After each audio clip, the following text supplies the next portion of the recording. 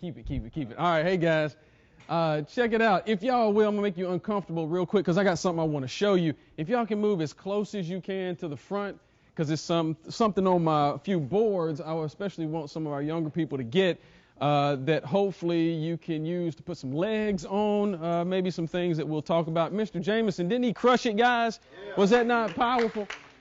Thank you, man. That's big time. That's big time. Look, I think that is huge.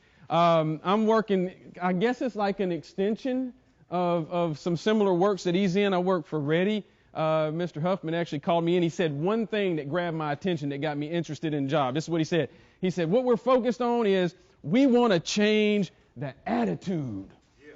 I said, man, I'm the guy. I'm the guy. You want to change the attitude? That's me, all right? Let's get into the attitude. I can do that, all right? I don't know a whole lot about accounting. I don't know a lot about the numbers. I don't know a lot about technology. I can't do a whole lot. I'm learning a little bit about social media, right? I'm getting familiar in all that. One thing I do know about, I know about attitude. I know about life. I know about the power of actually having the right type of attitude and mind.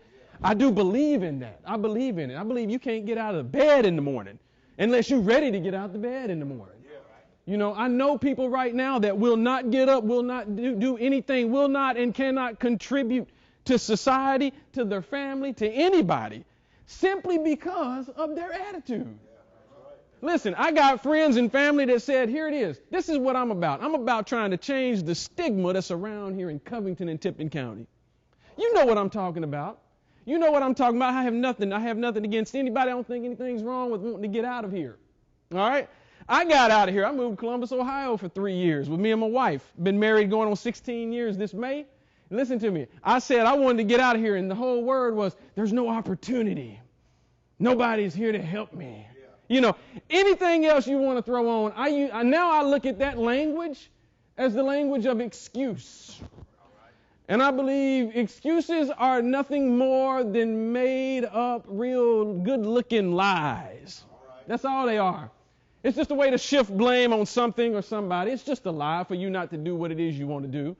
And so I know people in my family, in my neighborhood, friends I went to school with, they'd say, I want to get out of here. And don't you know this to be true, that there is one person you can never run from and you can never hide from.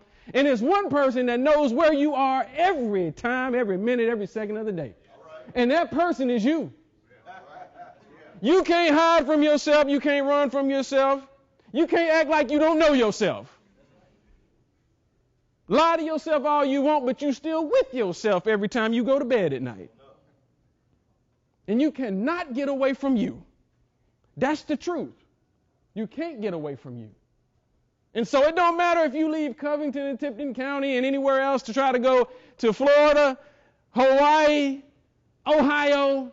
The one person you're going to find when you get to all them places is you. And so when you think you want Covington to change and it ain't got nothing for you and you go to Florida, guess what you find in Florida? Same thing, because you still with you.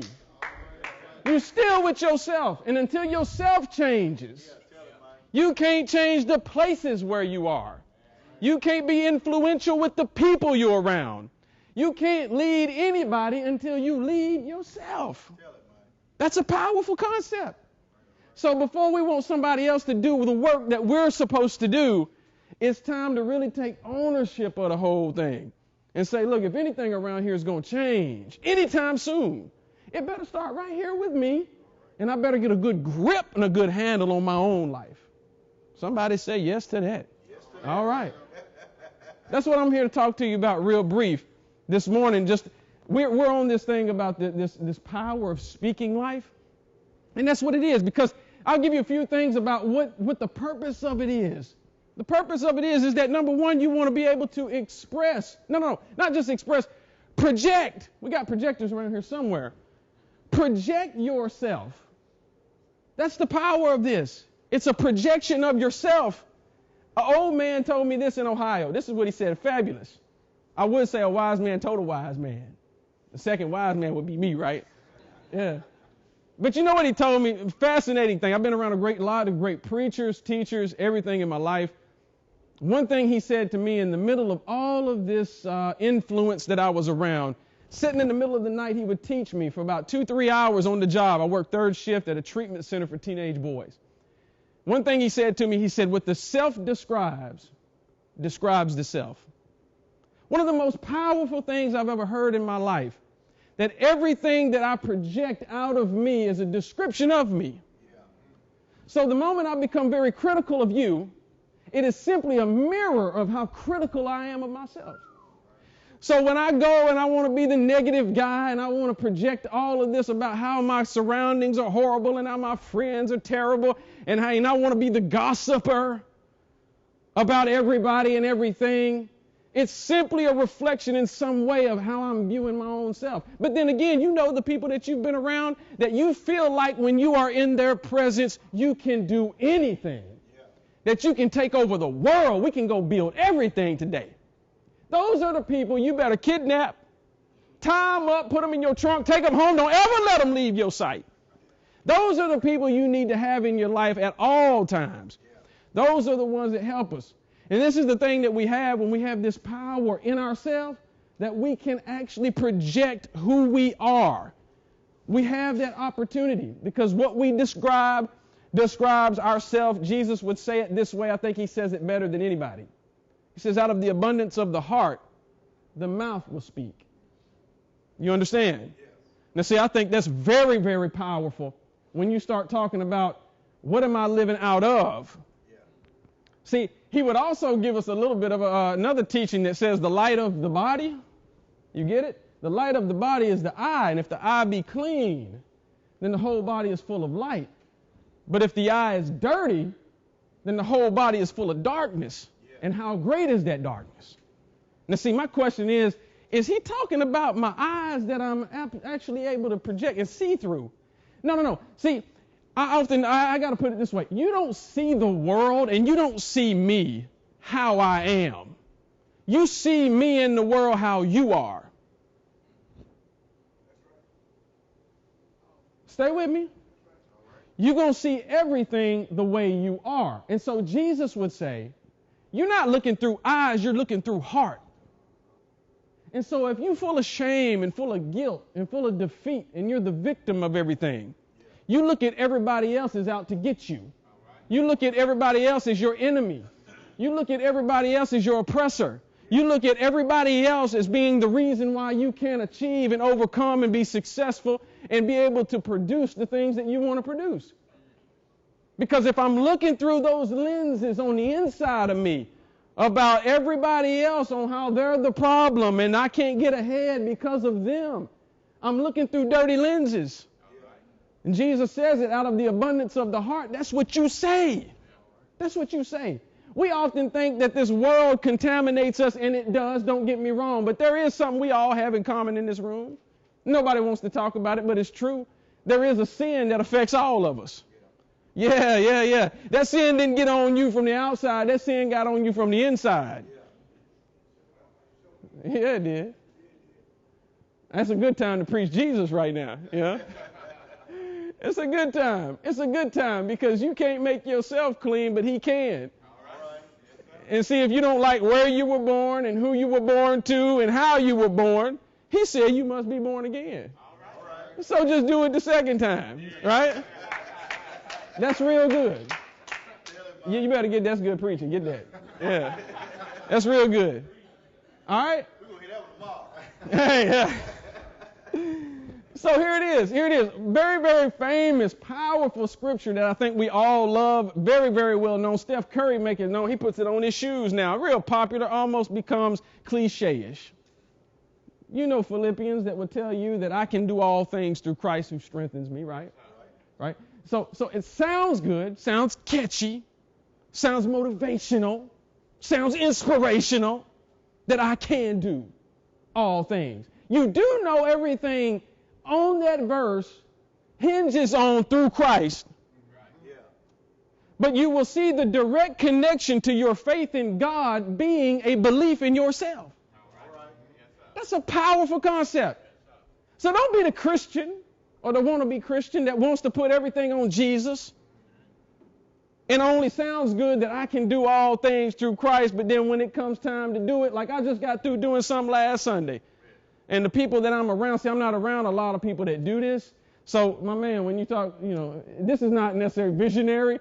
This is just, maybe it is. I don't know. I did a half marathon last Sunday morning. Went to Germantown, ran a half marathon. Nobody in my family, none of my friends, think it's cool or have any interest at all in lacing them up and running down the street. All right? I can say I'm from the hood. 741 Best Street right over in Fraser Park. That's where my in-laws live, and that's where I'm from. My wife is from there. All right? I was part of helping the Boys and Girls Club start up. I'm from the hood. I am, and I mean that in all its truest sense. I am. I'm from two different kinds of hoods. All right? And neither one of them prefer running. All right? Not for recreational purposes. All right? So when I said I'm going to lace them up, there's this thing in me that says I can do it no matter what. And my best friend, Mario Hazlett, he says this to me. He says, at any point did you ever feel like when I was training, say I'm increasing a mile every week, right? I'm going 5 miles one week, 6 miles next week, 7 miles, 8 miles. I had my wife drop me off at McDonald's in Atoka. I said, just drop me off. I'm going to run back to Covington. And I didn't care. I'm going to run. Let the traffic come. And so I'm running, right? One night, it was on a Sunday. For some reason, church people like to have 2 services. And it seems to stretch out, especially, I can talk to y'all. Y'all my family, right? Especially in the black churches. We stay in church way too long. I'm just going to say it. So we're in there for a long time, right?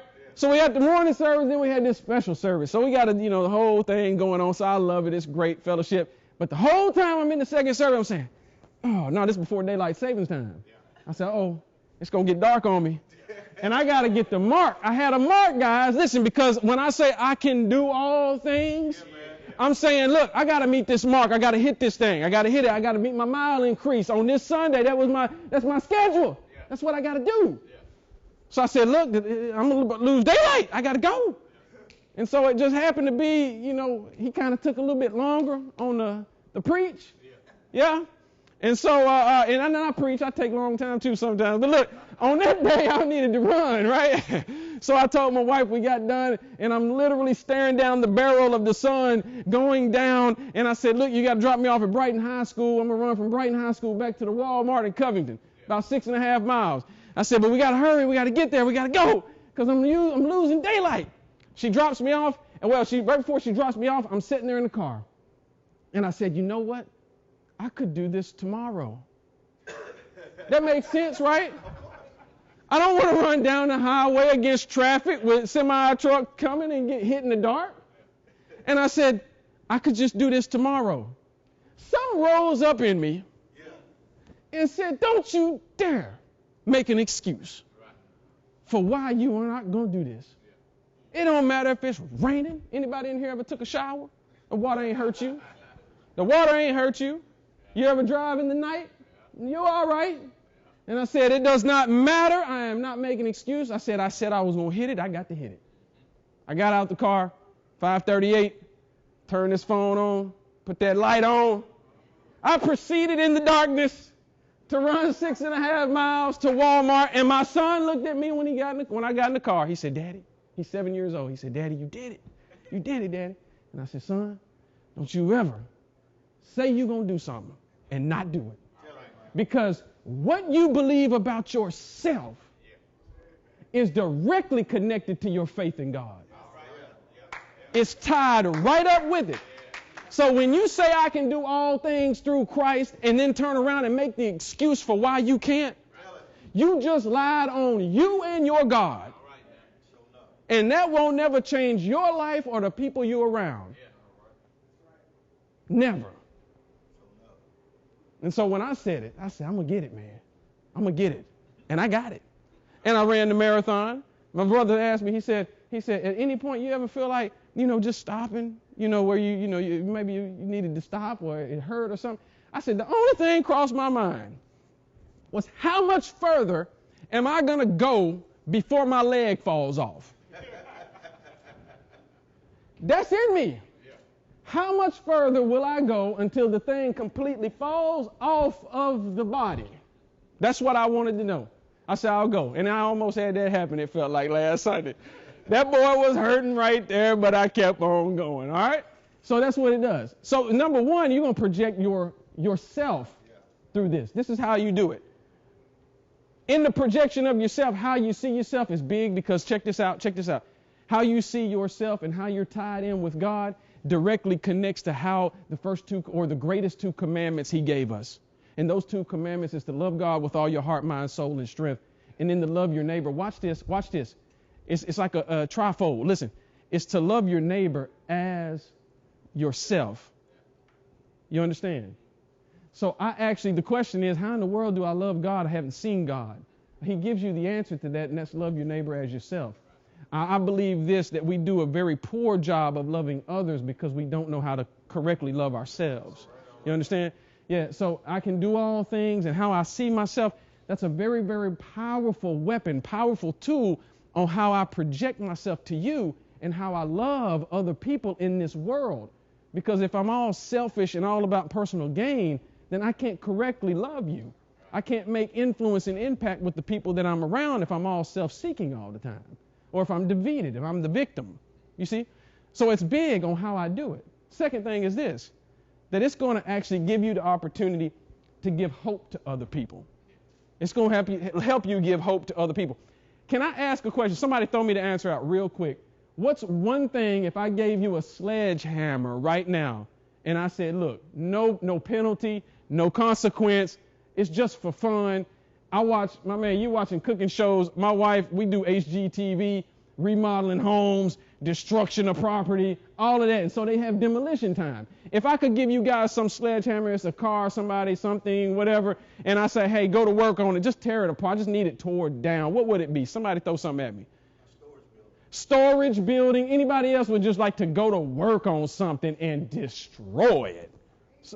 What? You want to kill somebody? Miss Jackie, edit that out. We're not going to have that. Come on now. You want to take some people out? I need something physical. Somebody say something. Just do something out there. Something physical, guys. Would you like to tear up something? Something. Give me something. A what? A barn. A barn. All right. Anything else? Anybody would like to go to work on a car or something like that? And destroy the car, no car, house, barn, storage, something. Come on. Anybody, huh? A what? A bicycle? Hey, all right, good. How long would it take for us if we had the tools to take your barn down? That you said, man, I want to get after that thing right now. It's an eyesore. Exactly. The way you want it done. Storages, you don't want it. If we had everything just boom right there and you said, let's go to work.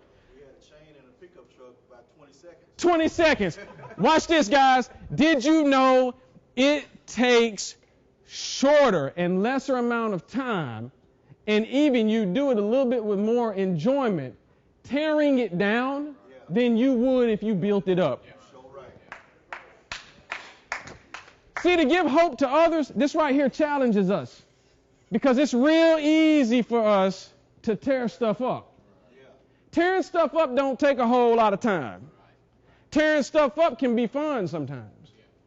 Tearing stuff up is almost a way we use to release or relieve ourselves of certain things. But to build something, how long would it take to build the barn that you're going to tear down in 6 to 8 hours? Exactly. How long would it take to build the storage units that you would take 20 seconds to tear down? A long time. Matter of fact, here's the truth. This is where it gets scary because it don't take a whole lot of knowledge. It don't take a whole lot of strategy. It does not take a whole lot of much of anything to tear something down. But see, where we get challenged is when we have to build something. Because building takes time. Building takes patience. Building takes work. Oh, I just said the cuss word of the day. Yes, I did. Because when you really have to know how to do it, listen, let me translate this into your Bible, okay? Did you know that God actually refers to everyone in here as either a building or a temple?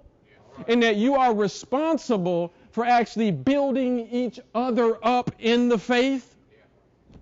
Yeah, it's a whole lot easier. See, my young people, listen, talk to me. I'm in the school every day. You guys love checking each other.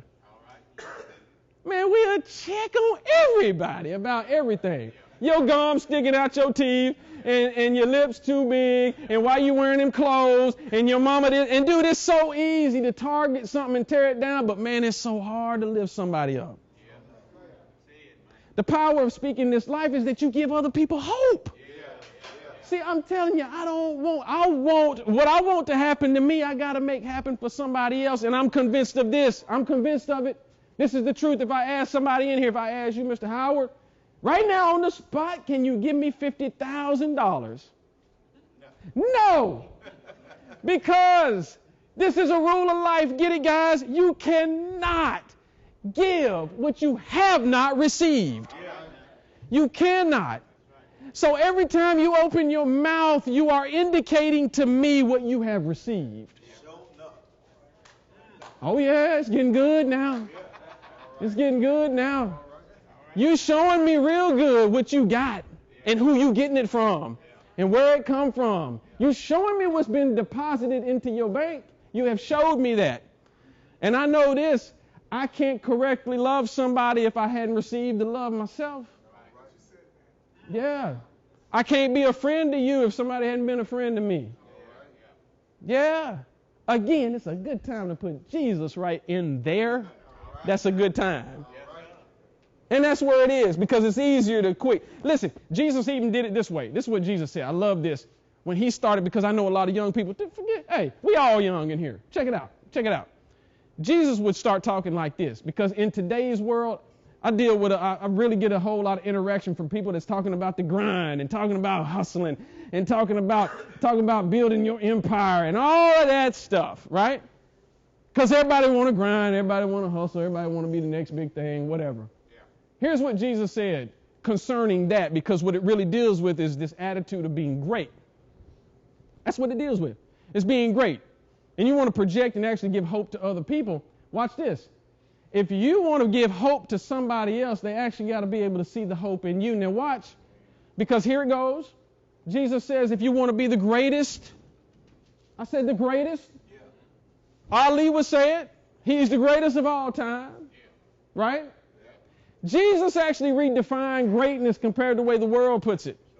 The world will put it, be great at all costs, any measures, any means necessary, step over, step on, does not matter, get to the top, climb the mountain, hustle and grind, go get it, because that's what you're supposed to do. And Jesus says this, if you want to be the greatest, you got to be the servant of all. I think that's huge, man. That's huge. When you want to give somebody else hope, he tells you the way you give somebody hope is that you actually serve them. I pray for a day that we'll be a society that actually can do what Jesus said and lend to someone without expecting anything in return. See, we get it coated with everything. Add value to somebody so that they'll give you something in return. Right. You know, give to get. I get it. It works. You reap what you sow. I get that. But there is something very, very powerful and transparent when you can actually serve someone without looking for a payment back. That you add so much value to somebody else's life because of what you've been getting. You're able to give that. That's the hope we want to give to people. That's the hope we want to give. James says it this way. This is powerful. James will say, as it relates to how we actually put this whole thing in perspective, James says that we actually, with our mouth, we will praise God. Okay? With our mouth, we'll praise God. In James 3:10, you will praise God with your mouth and turn around and curse men who are made in the likeness and in the image of God. Yeah. He says, can sweet water and bitter water, clean water, dirty water flow out the same fountain at the same time? Absolutely not. It's either contaminated or it's clean, right? So he's saying, how in the world are you able to say good things about God and curse? You know that ain't just talking about profanity, guys. All right? I don't have to drop the haymakers this morning to get my point across. But it literally is the demeaning and the ignoring of other people in your life. See, I often put it this way, the way 1 John says it, is that how can you love God whom you have not seen, and then you say, you love you, or how do you say that, but you hate your brother who you see every day? He said, you're a liar. It's not really in you. That's not the truth. You can't say that. It's no connection to it. You understand? He said that's a powerful thing that we can sit here and direct this good intent to God, but then to one another, we can't give hope, we can't give love, and we can't give encouragement in the expression of it. He said these things are a lie. These things we should not do. I want to close with this. The third thing that it does, not only is it projecting ourselves and giving hope to others, it's also shaping our world the way we actually are able to speak life. It shapes your world. It does. I want to close with this and show you something, okay? I think this is very interesting. At least to me it is. I hope it is to you. And this is something that me and my family have been doing for the last 3 years. And I got my son to do it this year as well. So hopefully I want to show you a few things. And if you got questions afterwards or you want to come up and look at it, that's fine. But I want to show you something that we do at our house where we're able to shape our world by the things we say, what we see, and what we do. Okay? Is that good? And if you'd like to use this as a tool at home to start, I think it's very powerful, and please do so. And again, if you got questions, we can talk about it afterwards. But look, this right here, the way we shape our world is we spend time in prayer every year, at the end of every year. We want to make sure that we are sensitive to what God wants us to do and identify the things we want to do. So what we did, I talked to a friend of mine. Again, this is how powerful what you hear and then what you say is. This is very, very powerful. Called a friend of mine who's actually from here. We graduated together. And she said her and her husband, they do this every year. This was about 3 years ago when I talked to her about it, because I was interested in what they were doing. I was like, how do you stay on track and everything? Because anybody in here ever been where you have some great thing you want to do, some dream, some aspiration, and it's just there, and you never can get the progress, actually see progress? It just becomes this hopeful, wishful thinking. I'm not the only one, right? Okay, good. Thank you for that, because I thought I might have been the only one in the room. So you understand that sometimes you can have it, but then how in the world do I get to the end of it? Or how do I at least make the step and start? Yes, where I can start this thing and let's see progression and move. Okay? So I had to talk with this friend of mine. Anyway, it started forming. So we did something simple. It's not anything new, guys. It's just something that was new to me 3 years ago. And so I made this, and you'll see, I want you to see the progression over 3 years. That's why I brought this morning. I want you to see the progression on how it evolves. All right? So I'll put this one here. It's called 2014 is called my dream board. Okay? All right, so here it is, and that's something me and my wife, we would put out. I won't get into the details. If you guys want to come up, if it's fine, Mr. Howard, that if you guys got questions and you want to see about that or ask or just look for inspiration, maybe you can do your own. It's great. But we simply, my wife put on her side, my side, I put the 3 or 4 things that were big to me that I said I want to focus my time. Guys, listen, the projecting of your life and hope to others has to come from this service attitude. And you have to understand very, very early on that if you cannot put it down, if you cannot write it, see it, touch it, believe it, then it will not become real to you. It just stays in your head. You got to get it out of your head and into your world. You understand what I'm saying? So this is not a new idea or new concept. Business people have business plans and mission statements and all that other stuff. Fine. You got to find what works for you, okay? What I am saying is get out of your head. All right? Young people, listen to me. I work with juniors and seniors every day, and I get the thing. They don't know where they're going. They don't know what they're going to do, and I'm walking them through this right now to help develop them on being able to pinpoint, at least for the next few months, on what they can work towards. So for us, this was like for the whole year of 2014. And I understand when you're 10, 12, 14, and 16 that you can't see from now to December, and that's fine. The truth is, sometimes I can't see. You're going to see on my board, I can't see from now to December. All right? What I can see is at least from now to the end of the week. And if I can't see from now to the end of the week, I got to hone that thing in to see what I'm going to do from now to the end of the day. All right? To where I can really put some legs on this thing. So it was some business things, ministry, health, all of that. Same thing with her, with the group that she was doing, etc. And it was a dream board. And here was 3 questions that we asked. What do I see? What part do I see myself playing in what I see? Because the truth is, you ain't the chief of everything. So if you see something, you say, man, I really want to do this. This is what God wants me to do. I know my life is centered around this. You might not be the boss. That's fine. Find out where you fit. I talk to students right now, and they're saying, hey, I really want to do this. And then they name this. And when they say what this is, I said, do you know how to do it? And they said, no. I said, guess where you fit? You're the student. Find somebody to teach you.